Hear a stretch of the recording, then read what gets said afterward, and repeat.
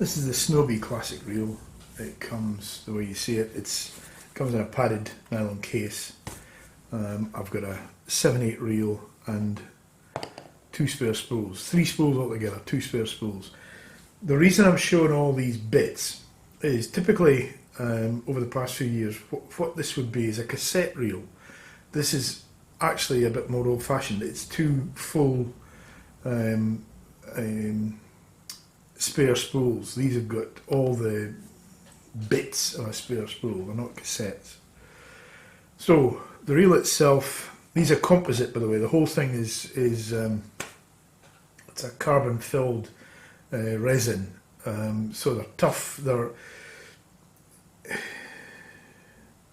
where metal dents, this type of stuff actually absorbs a knock and rebounds. They can scratch, they can chip, but I find that this type of reel, this type of resin or plastic reel, reinforced with carbon fibre for rigidity, is every bit as durable as, or can be every bit as durable as metal reels.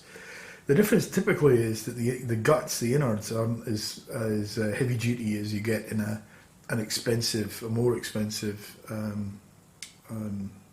metal reel.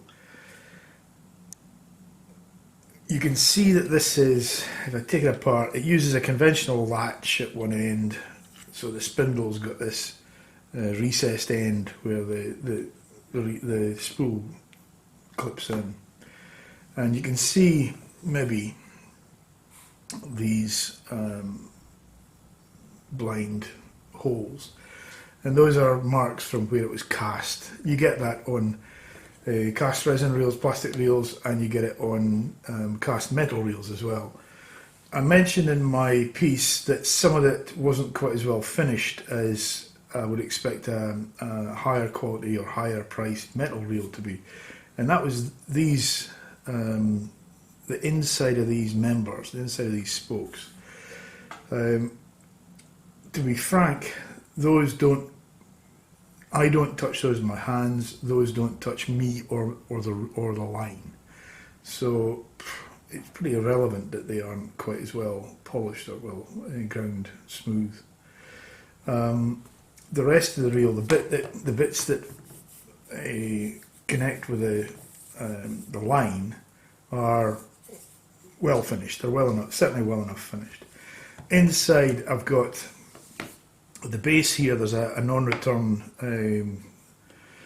bearing which acts as a clutch, typical of the modern reels. That fits in. That's a hexagonal piece. Fits into the spools.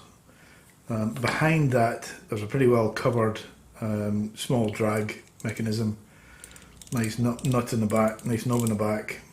There isn't a big, it's got a big drag range, but there isn't a big difference between too little drag and too much drag. And that's where a finer pitch on the thread that controls that would have taken it up a level. However, I can get a drag setting that suits me. It's a large arbor. I'd actually qualify that as being a properly large arbor. They use this sort of V-shape base, and what happens is when I fill that up with backing, that tends to fill gradually, and I'm not sweeping the line to and fro across a flat base, and that tends to prevent the fine backing crossing itself and forming loops on itself. Building up at one side and flopping over slack on the turns next to it. So it's a fairly good idea. It's not perfect. You need a bit of common sense when you're filling up the reel. But what that means is that's filled. So my arbor really starts at the top of that slope, and that's where my fly line would be sitting. So it is a properly large arbor. And that does mean that the difference between a full and empty reel, the drag is, there's less difference in the drag. If this is a conventionally arboured reel, old-fashionedly arboured reel now, the difference between a full and an empty reel the drag is very, very different, full and empty.